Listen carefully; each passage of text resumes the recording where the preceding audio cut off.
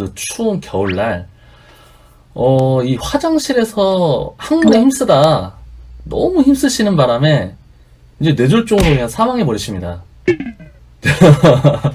아, 이게 뭐야.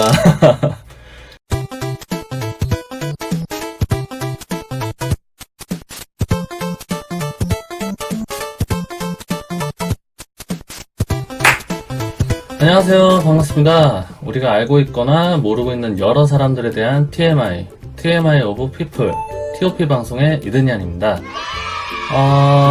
오늘 방송 내용은요, 너무 허무하게 죽어버린 바람에 우리나라에 침략한 도요토미 히데요시를 날뛰게 만든 장본인이라고 저 스스로 생각하고 있는 우에스키 겐신에 대한 이야기입니다. 일단 이 도요토미 히데요시가 우리나라에 쳐들어온 임진왜란이라는 사건은 우리나라의 큰 비극적 역사 중 하나죠.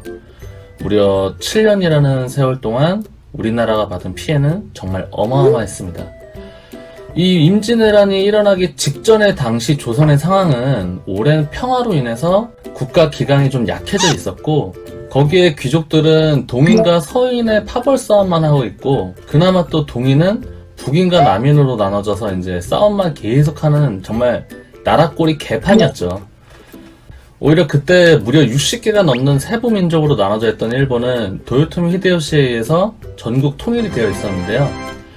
하지만 도요토미 히데요시는 전국 통일을 이뤄낸 위대한 업적을 이뤄냈지만, 다른 귀족들은 태생에 천했던 도요토미 히데요시의 업적에 그다지 좀 인정하지 않는 분위기가 좀 많이 있었습니다. 그저 도요토미 히데요시의 윗사람이었던 오다 노부나가라는 사람의 업적에 그냥 숟가락을 얹어서 이뤄낸 성과일 뿐이다, 이러면서 말이죠. 거기에 또 100년의 세월 동안 한 나라가 무려 60개가 넘게 쪼개져서 하루가 멀다고 전쟁을 하던 수많은 장수들이 도요토미 히데요시의 통일로 인해서 하루아침에 평온한 세상에 백수가 된 불만도 도요토미 히데요시의 신경을 거슬리기엔 충분했죠. 결과적으로 자신의 업적을 인정하지 않는 귀족들과 자신에게 불만을 품고 있던 장수들로 인한 부분을 해결하지 못하면 아마 쿠데타 같은 부분으로 인해서 자신의 위치가 좀 위험해질 것이다 라고 생각하고 있던 도요토미 히데요시는 자신의 능력에 대한 과시와 장수들의 본업에 대한 욕구를 해소시킬 목적으로 무려 세계 정복이라는 엄청난 구상을 하게 됩니다. 황당하죠. 하지만 모든 구상이 항상 실천으로 진행되지는 않죠. 이런 말도 안 되는 세계 정복의 구상은 이제 많은 추가적인 문제를 당연히 해결해야만 했는데요. 하지만 마침 53세의 나이에 어렵게 얻은 아들인 추루마추가 한 3살의 나이에 그 한창 이쁘고 귀여운 어린 나이에 병으로 죽어버리는 좀 안타까운 일이 발생하는데요. 이제 그때 도요토미 히데요시는 이제 그에 대한 미쳐버린 광기로 이 모든 세계 정복에 대한 문제를 다 무시해버리고 전쟁을 바로 시작하게 됩니다. 일단 이 세계 정복의 첫 번째 목표는 바로 당시 명나라였던 중국이었는데요. 이제 이 중국부터 시작해서 이제 쭉쭉쭉 뻗어나갈 계획을 하고 있었던 거죠. 근데 거기에 바로 밑에 있었던 조선이라는 나라가 그저 중국의 조공이나 바치고 있었던 속국이라고 생각한 도요토미 히데요시는 조선에게 이제 이런 딜을 하죠. 이제 바다를 건너온 일본군의 재정비 및 이제 수월한 육로 진출을 위해서 너네가 알아서 길을 비켜주고 우리를 좀 도와주면 나중에 우리가 중국 다 쳐버리고 이제 승리한 다음에 이제 한몫 톡톡히 챙겨줄게, 이러면서 말이죠. 하지만 조선은 이걸 가볍게 무시해버렸고, 이에 또 열받은 도요토미 히데요시는 이제 우리나라를 바로 침략합니다.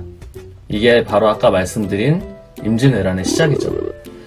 어쨌든 역사적으로 해석하는 것에 따라 어떤 부분은 이제 도요토미 히데요시의 개인만의 여러 가지 생각과 여러 사건으로 이 임진왜란이 일어났다라고 이제 해석하는 부분도 좀 있긴 한데요. 이제 그런 부분으로 이제 좀 생각을 했다면 이 앞전에 이런 도요토미 히데요시를 이제 초기 때부터 눌러버릴 수 있었던 가장 큰 가능성을 지닌 장수가 있었거든요. 바로 그 사람이 이 에치고의 용이라고 불렸던 우에스키 겐신입니다. 20살의 형이 있는 상태에서 늦은 늦둥이로 태어난 우에스키 겐신은 별다른 관심을 받지 못한 채 이제 절간에서 자라면서 이제 글과 교양을 자연스레 이제 수련했는데요. 뭐 결과적으로 이 덕분에 당시에 이제 야비한 수단과 방법을 가리지 않고 이제 상대를 짓밟기에 바빴던 일본의 전국시대에 이제 흔치 않던 이제 신사적인 무사가 될 수 있었던 거죠. 뭐 전장에서의 능력뿐 아니라 인품마저 훌륭했던 우에스키 겐시는 뭐 많은 라이벌들에게까지 존경을 받던 그런 인물이었습니다. 뭐 어쨌든 아까 잠깐 말씀드린 이 도요토미 히데요시의 윗사람이었던 오다 노부나가라는 사람은 지금 현재까지도 일본 전국시대의 3대 천하인 중 한 명인데요. 이 엄청난 사람을 유일하게 이제 쥐잡듯이 잡은 사람이 바로 우에스키 겐신이었습니다. 이 우에스키 겐신은 1577년 데도리가와 전투에서 수적으로 우세한 오다 노부나가를 상대로 이제 대승을 거두게 되는데요. 이때 오다 노부나가의 세력은 단박에 이제 와해될 위기에 처합니다. 뭐 그러던 중에 일본에 이제 겨울이 왔는데 우에스키 겐신 본인의 진영이었던 에치고의 겨울은 워낙 춥고 이제 눈이 많이 오는 지역이라서 우에스키 겐신은 이 겨울엔 전쟁을 하지 않고 이제 전쟁 준비만 하기로 이제 결정을 합니다. 그리고 가뜩이나 소식가였던 우에스키 겐신은 추가적인 단식 수행이라는 명목으로 술과 우메보시 같은 짠 음식만 먹으면서 좀 지냈는데요. 뭐 이로 인해 기본적으로 이제 고혈압과 기타 성인병을 가지고 있었던 우에스키 겐신은 결국 그 추운 겨울날 이 화장실에서 항문에 힘쓰다 너무 힘쓰시는 바람에 이제 뇌졸중으로 그냥 사망해 버리십니다. 아 이게 뭐야. 정말 너무 허무한 죽음이죠. 이거 추운 데서 똥 싸는 거 정말 무서운 거예요. 한겨울에 추운 데서 똥 쌀 땐 저도 너무 힘주면 이 뒷목에서 뭐가 오거든요. 실제로 이렇게 죽으신 분들이 현대에도 종종 계세요. 어쨌든 평소 잘못된 식습관으로 건강을 이제 제대로 돌보지 못했던 우에스키 겐신의 허망한 죽음은 오히려 이제 죽다 살아난 오다 노부나가가 전국 통일의 90%를 해결할 수 있었던 기회를 주게 됐습니다.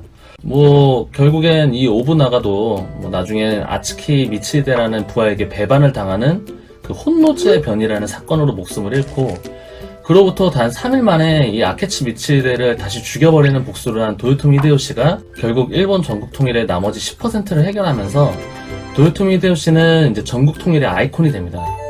뭐 그 뒤로는 아까 처음에 설명드린 임진왜란의 그런 스토리가 있었죠. 저는 뭐 개인적으로 우에스키 겐신이 그렇게 허망하게 죽지 않고 오히려 그분이 전국 통일을 이뤄냈다면 아마 우에스키 겐신의 성품을 짐작했을 때 도요토미 히데요시처럼 굳이 자신의 컴플렉스나 쿠데타 같은 부분이 신경 쓰여서 이제 다른 나라를 침략하는 행위는 아마 하지 않지 않았을까 합니다. 정말 똥 조심해서 써야겠네요. 이제 가셔야죠. 오늘 우에스키 겐신에 대한 이야기 어떠셨나요? 다음에도 제 방송에서 소소한 재미를 즐기시려면 구독을 눌러주시기 바라겠고요. 좋아요 클릭 또한 저에게 큰 힘이 됩니다. 그럼 다음에 더 재밌는 내용을 들고 다시 찾아뵙도록 하겠습니다. 안녕히 가세요.